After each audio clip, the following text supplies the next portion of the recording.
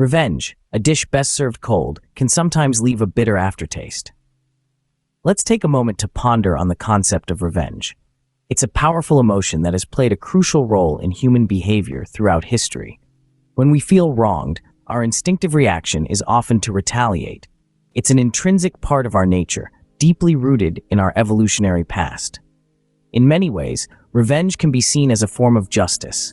It's a way for us to assert our rights, to reclaim what we believe has been unfairly taken from us. It's a signal to others that we won't be pushed around, that we're not easy targets. It's a tool to maintain social order, to ensure that wrongdoers face the consequences of their actions. But while the desire for revenge can be a strong motivator, it's not always a constructive one. It's like a double-edged sword. On the one side, it can lead to a sense of satisfaction, a feeling of vindication. But on the other side, it can escalate conflicts, create cycles of retaliation, and even cause harm to the person seeking vengeance. Consider the age-old example of two feuding families. One wrong leads to another, and before long, the original dispute is forgotten. All that remains is a cycle of revenge, each act of retaliation escalating the conflict further. And in the end, both families are left with nothing but a trail of destruction in their wake. Or, think about the person who harbors a grudge for years, consumed by the desire for vengeance. Their quest for revenge becomes an obsession, overshadowing all other aspects of their life. And when they finally get their revenge, they realize that it doesn't bring the satisfaction they expected. Instead, they're left with a hollow victory and a sense of emptiness. Revenge, while sweet in the moment, can leave a bitter aftertaste. It can lead to escalated conflicts, harm the person seeking vengeance, and even result in a hollow victory. But what happens when the thirst for vengeance becomes insatiable, leading to a drastic turn of events? Revenge at its core is deeply rooted in our emotions and psychology. This powerful sentiment, often depicted in literature and cinema, is much more than a dramatic plot point. It's a fundamental aspect of human behavior, driven by complex psychological factors. So let's dive into the intriguing world of the human mind to unravel the psychology behind revenge. Firstly, let's consider the feelings that typically ignite the spark of revenge. Among these, anger stands prominently. It's a powerful emotion that can consume a person, driving their actions and decisions. When we're wronged, it's natural to feel angry, and sometimes this anger morphs into a desire for retaliation. Humiliation is another potent factor. When we feel belittled or disrespected, it can ignite a deep desire to restore our dignity.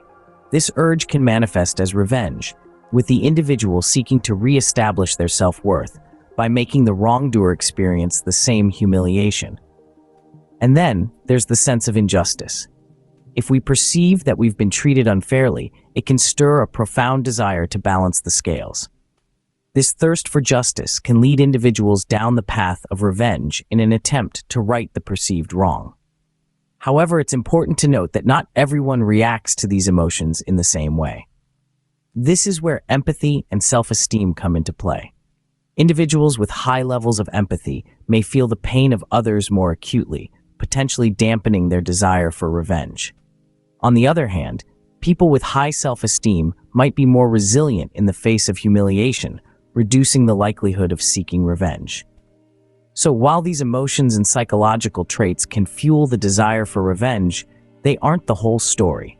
Each person's unique psychological makeup and personal experiences influence their response to perceived slights or injustices. While these emotions can fuel the desire for revenge, they can also blind us to its potential consequences. It's essential to remember that revenge might provide temporary satisfaction, but it often comes at a high emotional cost. Sometimes the line between justice and vengeance blurs, leading to revenge that goes beyond the pale. When the scales tip too far, we find ourselves in the realm of revenge stories that escalated into serious harm or even death. Consider a classic tale of workplace rivalry turned deadly. A successful executive, let's call him John, was passed over for a promotion in favor of a colleague. The sting of this perceived slight led John down a dark path. He meticulously planned a campaign of sabotage against his colleague, intending to reclaim his rightful position. However, the situation spiraled out of control when the colleague, facing public humiliation and career ruin, took his own life. John's quest for vengeance ended not in triumph, but in tragedy. Or take the story of a jilted lover, we'll call her Mary, who felt wronged in a relationship.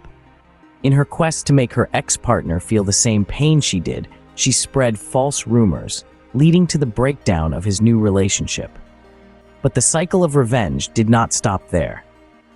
The ex-partner retaliated, and the situation escalated to a point where both parties were emotionally scarred, their lives forever tainted by a feud that could have been avoided.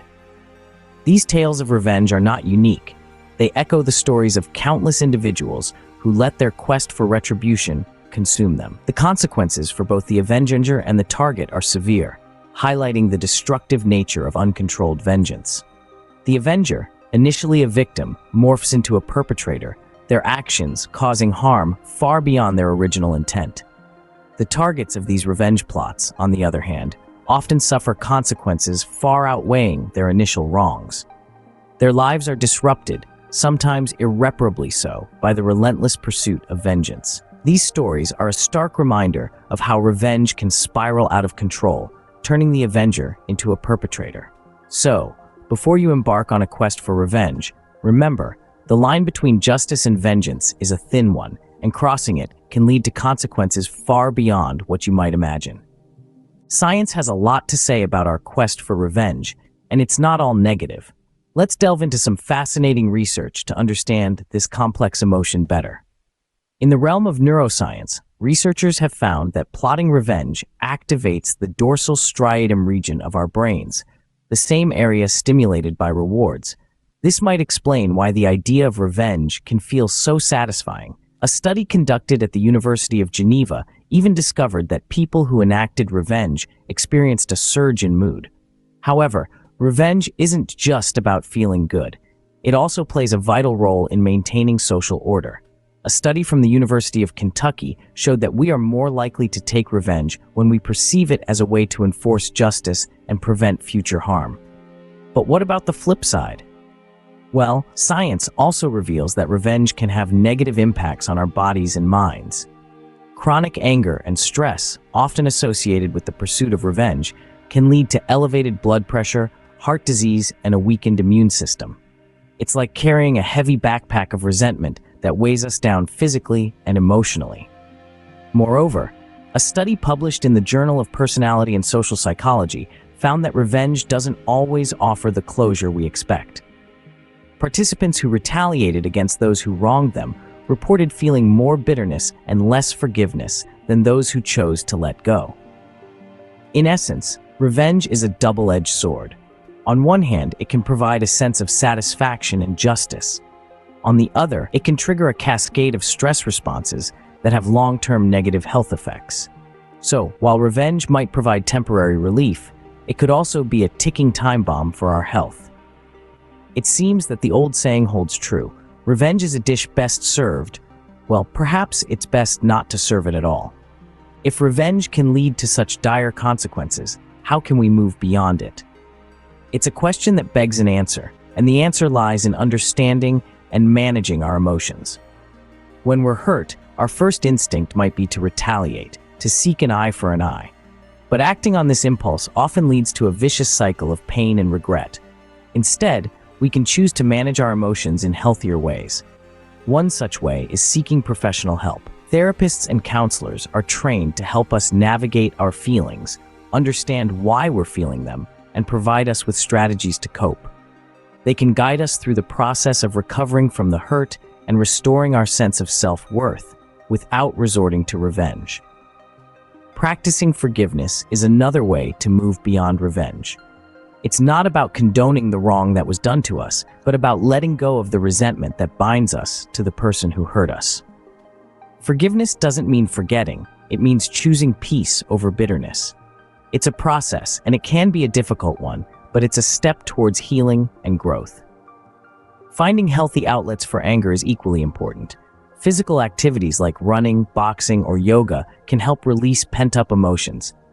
Artistic pursuits such as writing, painting, or music can also serve as emotional outlets. These activities not only provide a release for our emotions, but also give us a sense of accomplishment and self-worth. At the heart of moving beyond revenge is empathy and understanding.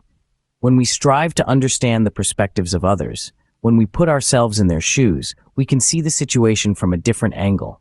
This can help us resolve conflicts in a more peaceful and constructive way.